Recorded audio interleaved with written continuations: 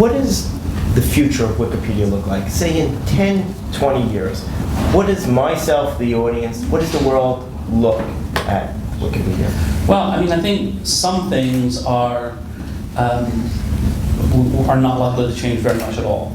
We're not going to become a video platform or YouTube or But what does change? Twitter. Well, I think a lot of the changes will be invisible to most people. So you probably won't notice the day when Urdu Wikipedia gets its 1 millionth entry.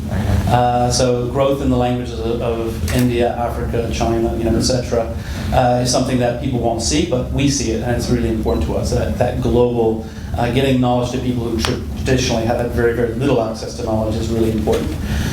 In terms of the user interface, we've been working for a long time. It's been very, very difficult on making the editing environment more modern. Right now, one of the problems that we have in Wikipedia is that the editing community is about, different surveys we do give us different answers, but let's just say 85% male. And that's a problem for lots of reasons.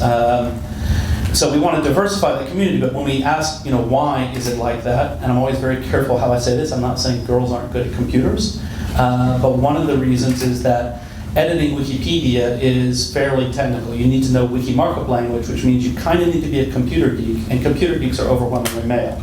So there's lots of people, like my dad, for example, who doesn't edit Wikipedia. He's kind of an amateur expert on 1960s era muscle cars. So if you want to know anything about the 68 Mustang, my dad's your guy.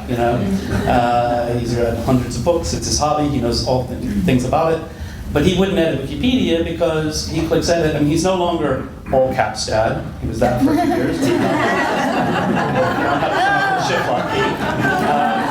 But still, he's not going to learn wiki markup language. Like when he goes to edit Wikipedia, if he clicks edit, he sees a lot of characters and codes, and he just thinks, he's a nice person like most people. He just hits the back button. Like, I don't really know what this is to do. So we want that environment to be more like what you're used to in a word processor or in a blog. A sort of very straightforward editing environment that people are more accustomed to, because we know there are a lot of people. What I always say is there are geeks who aren't computer geeks. So people who have a really strong expertise in ancient Chinese poetry may not be computer geeks, and so therefore we want to make sure that the editing environment is suitable for everyone, not just for computer geeks.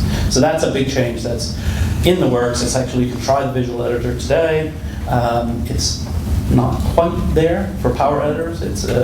But we're hoping in the next year or two, more and more people will switch to it as it's steadily improving, and then it'll become the default editor.